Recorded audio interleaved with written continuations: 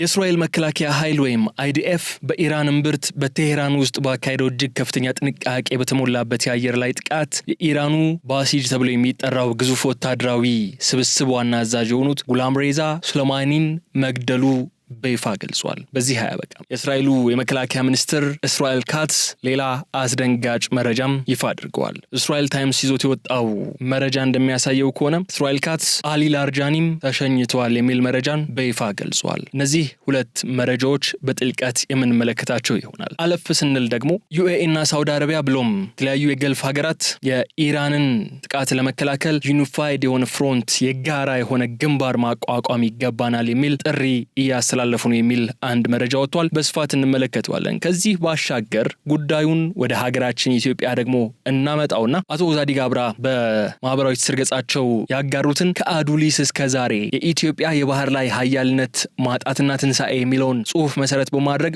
የኢትዮጵያን ስትራቴጂካዊ ጥቅም የሆነውን የባህር በር ጉዳይ በተመለከተ አንድ መረጃን የምናጋራችሁ ይሆናል። ስለዚህ አብራችሁን በመቆየት እንድትከታተሉን እጋብዛለሁ። አሁን ወደ ዋናዎቹ ጉዳዮች እናመራለን። በቅድሚያ ግን ለአፍታ መሸጋገሪያ ወስደን እንመጣለን። የዩቲዩብ ገጻችንን ሰብስክራይብ ማድረጋችሁ እንዳትዘነጉ፣ ቪዲዮውን ላይክ አድርጉ፣ ሐሳብ አስተያየታችሁን ደግሞ በኮሜንት መስጫው ላይ አስቀምጡልን። መልካም ቆይታ።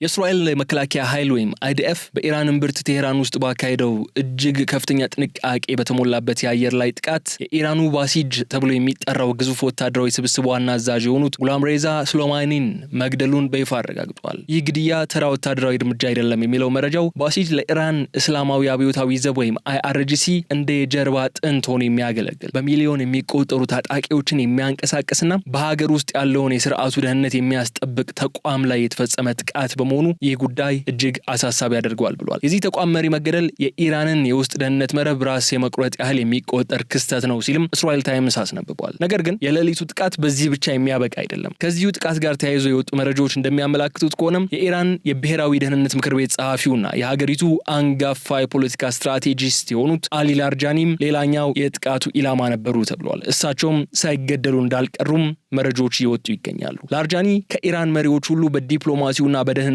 መዋቅር ውስጥ እጅግ የረቀቀ ተጽዕኖ ያላቸው ሰው ናቸው። እርሳቸው ኢላማ ማድረግ ማለት ኢራን ከውጭው ዓለም ጋር የምታደርገውን ስልታዊ ግንኙነትና የቀጠናውን ጦርነት የምትመራበትን አንጎል የመምታት ሙከራ ተደርጎ ነው የተወሰደው። እነዚህ ጥቃቶች በአንድ ላይ ደምረን ስናያቸው የምንረዳው ትልቁ ምስል እስራኤልና አጋሮቿ የኢራንን የትዕዛዝና የቁጥጥር ሰንሰለት ወይም ኮማንድ ኤንድ ኮንትሮል ሙሉ ለሙሉ በመበጠስ የመበጣጠሱን ስትራቴጂ ውስጥ መግባታቸው ነው። ይህ ዲካፒቴሽን ወይም የራስ መቁረጥ ስልት የኢራንን ቀጠናዊ ተጽዕኖ ሽባ ለማድረግ የታለመለት ነው። የቴህራን የደህንነት መዋቅር እንዲህ ባለው አጣብቂኝና ውጥረት ውስጥ መውደቁ ደግሞ መዘዙ እዚያው እንደማይቆም ያሳያል።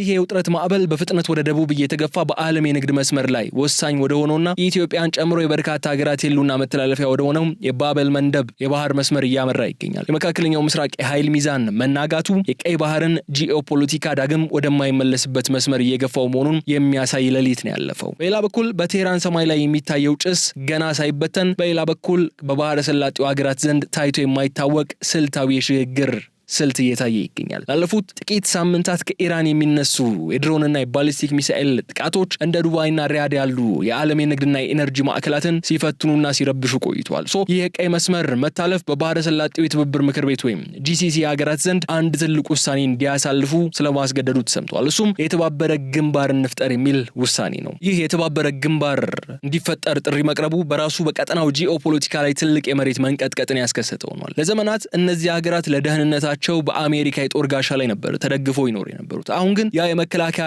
ጋሻ መሆን ብቻውን የሚያዋጣ እንዳልሆነ ተረድቷል። የጋርዌ ኦንላይን ዘገባ እንደሚያሳየው ከሆነም የባህረ ሰላጤው ሀያላን አሁን ላይ ያላቸውን አቋም ግልጽ አድርገዋል። የኢራንን የቀጠናው ጥቃት ለመመከት ወታደራዊና ዲፕሎማሲያዊ አቅማቸውን በማስተባበር ንቁ ተሳታፊ መሆኑን መርጠዋል። ይህ ሽግግር ታዲያ ለምንድን ነው ያስፈልገው ካልን ምክንያቱ ግልጽ ነው። የባህረ ሰላጤው ሀገራት የኢኮኖሚ ህልውና የተመሰረተው በባህር መስመሮች ደህንነት ላይ ነው። ሆርሙዝ የተባለው መስመርም ሆነ ቀይ ባህር በውጥረት ውስጥ ከገባ የእነዚህ ሀገራት የነዳጅ ሽያጭና ግዙፍ ኢንቨስትመንት ፕሮጀክቶች አደጋ ላይ የሚወድቁት።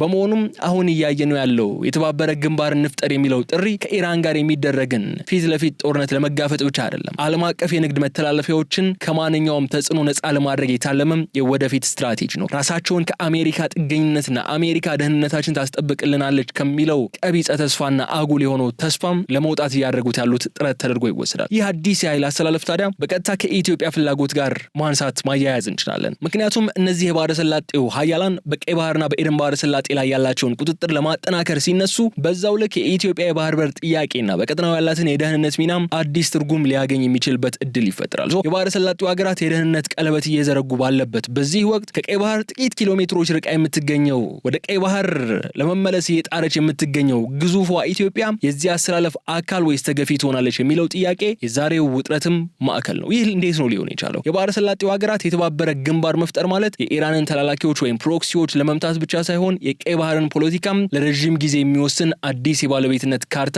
እየተሳለ መሆኑ የሚያሳይ ነው። ይህ ለኢትዮጵያ እንዴት ነው ስጋት የሚፈጥረው ከተባለ ደግሞ ይህ ጂሲሲ የሚባለው ጥምረት ይህ ካውንስል ከዚህ ቀደም የነበረው አቋም የምናውቀው ነው። የነ ግብፅን የነ ኤርትራን ሐሳብና ዓላማ የሚያራምድ ቀይ ባህር የባህሩ ዳርቻ ለሚጋሩ ሀገራት ብቻ ነው የሚል ኢትዮጵያን በባህር በር ተጠቃሚ እንዳትሆንና እንድትቆለፍ ለማድረግ የሚደረግ ጥረት አካል የሆነ ካውንስል ነውና ይህም ለኢትዮጵያ ሌላ ስጋት ይዞ ብቅ ይላል ማለት ነው። ይህ በመካከለኛው ምስራቅ የሚታየው ግዙፍ ቀውስ ለአንዳንዶች የሩቅ ሀገር ጦርነት ነው እየመሰለ ያለው። ነገር ግን ለኢትዮጵያ ይህ ጉዳይ አንገትን ሊያንቅ የተንደረደረ ያለ ማነቆ ነው። የቀይ ባህር ቀጠና በጦርነት አውድማነት ሲታመስ ኢትዮጵያ ለዘመናት ስታስጠነቅቅበት የነበረው የጂኦግራፊ እስረኝነት ጂኦግራፊክ ኢምፕሪዝመንት አደጋው አሁን በግልጽ ፍንትው ብሎ ይወጣል። የአፍሌክስ ፕሬዝዳንቱ ዛዲግ አብርሃም በቅርቡ ባሰፈሩት አንድ ስልታዊ ትንታኔያዊ ጽሁፋቸው የኢትዮጵያን ወቅታዊ ሁኔታ የማነቆ ዘመን ሲሉ ነው የገለጹት። ዛሬ በመካከለኛው ምስራቅ በሚለቀቀው እያንዳንዱ ሚሳኤልና በሚዘጋ እያንዳንዱ የባህር መስመር የኢትዮጵያ ኢኮኖሚ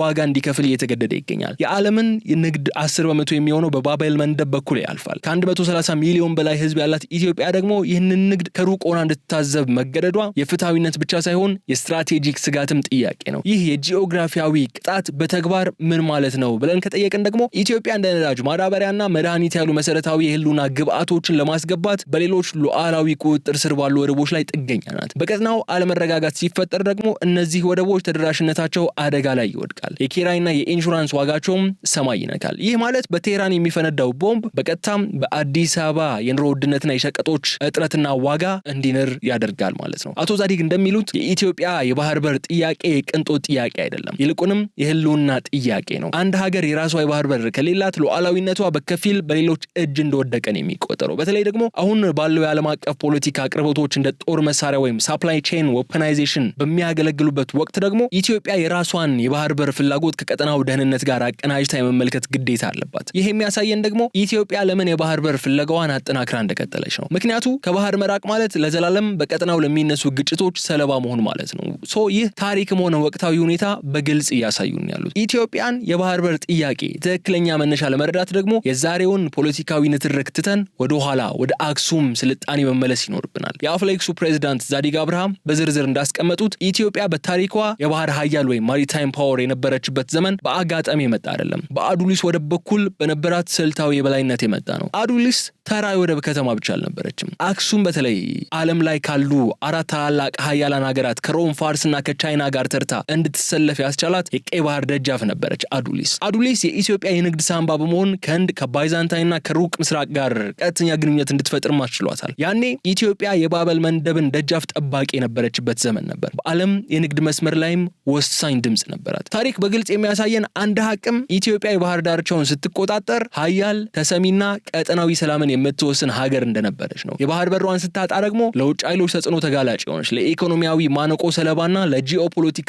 ጫናዎች እጅ የሰጠች ሀገር ሆና ቆይታለች። ይህ የባህር በር ማጣትና ማግኘት ውደቱ የኢትዮጵያን የውድቀትና የትንሣኤ ታሪክ የሚወስን ጉዳይ ነው። ዛሬ የምናየው የባህር በር ፍላጎት ይህንን የታሪክ ስህተት የማረም ሂደት ነው። አዱሊስን ማስታወስ ማለት የቀድሞውን ግዛት መናፈቅ ሳይሆን የኢትዮጵያን ስልታዊ አቀማመጥ ወይም ስትራቴጂክ ሎኬሽን ወደ ኢኮኖሚያዊ በረከት የመቀየር ጥበብ ነው። አሁንም ቢሆን ኢትዮጵያ ለባበል መንደብ ያላት ቅርበት ሳይለወጥ ነገር ግን የባህር በር ባለቤት አለመሆኗ የታሪክ ተቃርኖ ፈጥሯል። በመሆኑም ታዲያ በአዱሊስ ንድፈ ሐሳብ የሚያስተምረን የባህር በር መኖር ለኢትዮጵያ የውጭ ንግድ ማሳለጫ ብቻ ሳይሆን ሳይሆን የቀጠናዊ ደህንነትና የዓለም አቀፍ የባህር ፖለቲካ ተዋናይ የመሆኛ ቁልፍ መሆኑን ነው። ኢትዮጵያ የባህር ኃይሏን ዳግም ለመገንባት የምታደርገው ጥረትም ይህንን ታሪካዊ ታላቅነት በዘመናዊ መልክ የመድገም ብሔራዊ ግብ ተደርጎ ይወሰዳል።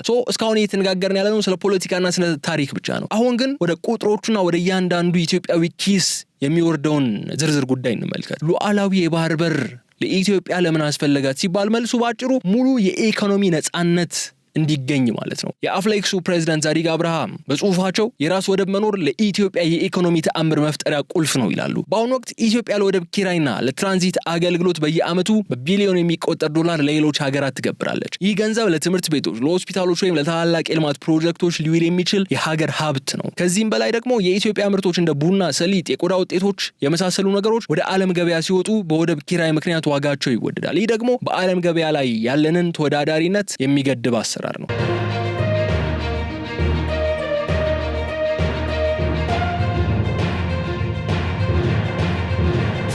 ሲኖር ግን ይህ የመካከለኛ ደላላ ማነቆን ሰብሮ ያስወጣል። የወጪ ንግድ ዋጋ በከፍተኛ ሁኔታ እንዲቀንስ በመደረጉ የኢትዮጵያ ምርቶች በዓለም ገበያ በስፋት እንዲፈለጉ ያደርጋል። ይህ ደግሞ የውጭ ምንዛሬ ግኝታችንን በማሳደግ የሀገሪቱን የኢኮኖሚ አቅም በአንድ ጀንበር እንደሚቀይረው አቶ ዛዲግ ይከራከራሉ። ከዚህም በላይ የራስ ወደብ መኖር የውጭ ኢንቨስትመንት ወይም ኤፍዲአይ በከፍተኛ ሁኔታ እንዲጎርፍ ማግኔት ሆኖ ያገለግላል። ምክንያቱም ባለሀብቶች ምርታቸውን ያለምንም ስጋት በቀጥታ ወደ ዓለም ገበያ መላክ እንደሚችሉ ማወቅ ይፈልጋሉ። በመሃል ደላላና ሌላ የወደብ ኪራይ ፕሮሰስ አይፈልጉም። ነገሩ ከወደብም በላይ ይሻገራል የምንለውም ለዚህ ነው። ኢትዮጵያ የባህር ኃይልን ዳግም ስትገነባ የንግድ መርከቦቿን ደህንነት በራሷ መጠበቅ ትጀምራለች። እንዳሁኑ በመካከለኛው ምስራቅ ውጥረት ቢነግስ እንኳን የኢትዮጵያ መርከቦች በራሳቸው ጥበቃ ንግዳቸውን ይቀጥላሉ ማለት ነው። ይህ ማለት ደግሞ እንደ ነዳጅና ማዳበሪያ ያሉ ስልታዊ ግብአቶች በማንኛውም ጊዜ ያለምንም መስተጓጎል ወደ ሀገር ውስጥ ይገባሉ ማለት ነው። ባጭሩ ግን የባህር በር ባለቤትነት ማለት ከኪራይ ሰብሳቢነት ወደ አምራችነት፣ ከጥገኝነት ወደ ሉዓላዊነት የመሸጋገር ሂደት ነው። ኢትዮጵያ በቀጠናው ያላትን የንግድና የኢንቨስትመንት ሚና ወደ ላቀ ደረጃ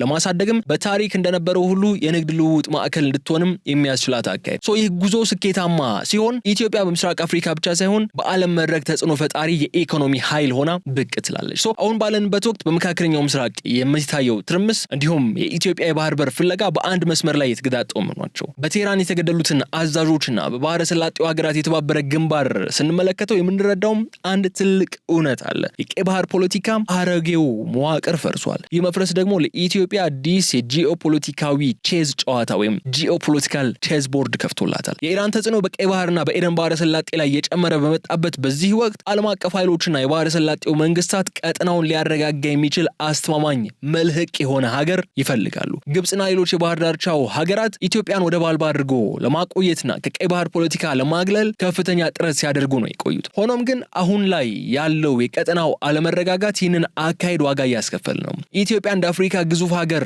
የራሷ የባህር በርና ጠንካራ የባህር ኃይል ቢኖራት የቀይ ባህርን ደህንነት ለመጠበቅ ከማንም በላይ ፍላጎትና አቅም ይኖራት ነበር። የአፍሌክስ ፕሬዝዳንት ዛዲግ አብርሃ እንደገለጹት ኢትዮጵያ በቀጠናዊ ደህንነት ላይ ያላት ሚና ወደ ላቀ ደረጃ ማደጉ ለራሷ ብቻ ሳይሆን ለዓለም አቀፉ ማህበረሰብም ጭምር የሰላም ዋስትና ነው። በዚህ አዲስ አስተላለፍ ውስጥ ደግሞ ኢትዮጵያ የባህር በር ጥያቄዋን ከዓለም አቀፍ የጸጥታ ፍላጎት ጋር እያቆራኘችው ነው። ባህር ሲኖረን ኃያልና ተሰሚ እንሆናለን የሚለው የታሪክ እውነትም አሁን ካለው የኃይል ሚዛን መለወጥ ጋር ተዳምሮ ኢትዮጵያን ወደ ወሳኝ ተደራዳሪነት እያመጣት ነው የሚገኘው። የባህረ ሰላጤው ሀገራት ከኢራን የሚሰነዘርባቸውን ጥቃት ለመመከት በሚያደርጉት ጥረት በምስራቅ አፍሪካ በኩል አስተማማኝ አጋር መፈለጋቸው የማይቀር ነው። ይህ ማለት ግን መንገዱ አልጋ በአልጋ ነው ማለት አይደለም። የኢትዮጵያ የባህር በር ፍላጎት አንዳንድ የቀጠናውን ሀገራት ስጋት ላይ ሊጥል ይችላል።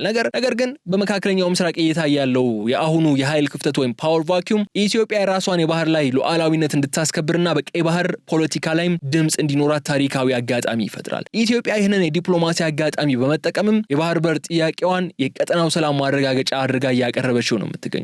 የዛሬው ጉዞአችን የጀመርነው በቴህራን ሰማይ በፈነዱ ቦምቦችና የኢራን ወታደራዊ አመራሮች በደረሰባቸው ድንገተኛ ጥቃት ሞተዋል ስለሚለው መረጃ በማንሳት ቢሆንም የባህረ ሰላጤው ሀገራት የተባበረ ግንባር ፈጥረው ለራሳቸው ሁሉና ሲሉ ቀይ ባህርን ደህንነት ለመቆጣጠር መነሳታቸው ግን ለኢትዮጵያ የሚያሳስብ ጉዳይ ነው። ይህ ሁሉ ዓለም አቀፍ ትርምስ ለአንዲት ሀገር ትልቅ የታሪክ ትምህርትና የቤት ስራ ይዞ ነው የመጣው። ማነች ሰው ሀገር ካልን ደግሞ ሀገራችን ኢትዮጵያ ነች። አቶ ዛዲግ እንደሚሉት የኢትዮጵያ ታሪክ በሁለት ዋልታዎች መካከል የሚወዛወዝ ነው። ባህር ሲኖርን ሀያል ተከባሪና በዓለም አቀፍ ንግድ ላይ ተጽዕኖ ፈጣሪ ነበርን፣ በአዱሊስ ዘመን ማለት ነው። በሌላ በኩል ደግሞ ባህር ስናጣ ለተጽዕኖ ተጋላጭ፣ ለኢኮኖሚያዊ ማነቆ ሰለባና ለወደብ ኪራይ የምንገብርበት የማነቆ ዘመን ውስጥ ገባን። ዛሬ በመካከለኛው ምስራቅ የሚታየው የኃይል ሚዛን መናጋት ኢትዮጵያ የባህር በር የህልውና ጥያቄ ነው በሚል የያዘችውን ጽኑ አቋም ዳግም ያረጋገጠ ነው። የቀይ ባህር ፖለቲካ በባዕዳን እጅ ብቻ እስካለ ድረስ የኢትዮጵያ ሉዓላዊነትና የኢኮኖሚ ነጻነት ሙሉ ሊሆን አይችልም። የባቤል መንደብ ደጃፍ ላይ ተቀምጦ የውሃ ጥም ይዞኛል ብለህ መዝፈን ለኢትዮጵያ ካሁን በኋላ የሚያዋጣ ምርጫ አይደለም። የዛሬው ሁኔታ የታሪክ ስህተትን የማረም ሂደት ነው መሆን ያለበት። ኢትዮጵያ ፍትሃዊ የባህር በር ባለቤት ስትሆን የትራንዚት ወጪ በመቀነሱ የሚፈጠረው የኢኮኖሚ ተአምር ሀገሪቱን በቀጠናው ብቻ ሳይሆን በዓለም መድረክ የላቀ ተጽዕኖ ፈጣሪና ተደማጭ ሀገር ያደርጋታል። የባህር ኃይሏን ዳግም መገንባቷ ደግሞ በታሪክ እንደነበረው ሁሉ የቀጠናውን ሰላም በማስከበር ረገድ ቁልፍ ሚና እንድትጫወት ያደርጋታል። በማጠቃለያው በመካከለኛው ምስራቅ እየታየ ያለው እሳት የድሮውን ስርዓት እያሳረረ ነው ያለው ብለን መደምደም ያስችለናል። ከዚህ ፍም እሳት ውስጥ ደግሞ አዲስ የቀይ ባህር ፖለቲካ እየተወለደ ነው። ኢትዮጵያ ይህንን ታሪካዊ አጋጣሚ በመጠቀም ከአዶሊስ እስከ ዛሬ የነበራትን የባህር ላይ ሀያልነት ትንሣኤ እውን ለማድረግ በእድል ደጃፍ ላይ ነው የምትገኘው። የኢትዮጵያ የባህር በር ጥያቄ ከናፍቆት ባለፈም የነገዋን ታላቅ ሀገር የመገንቢያ ብቸኛው ስልታዊ መንገድ ነው።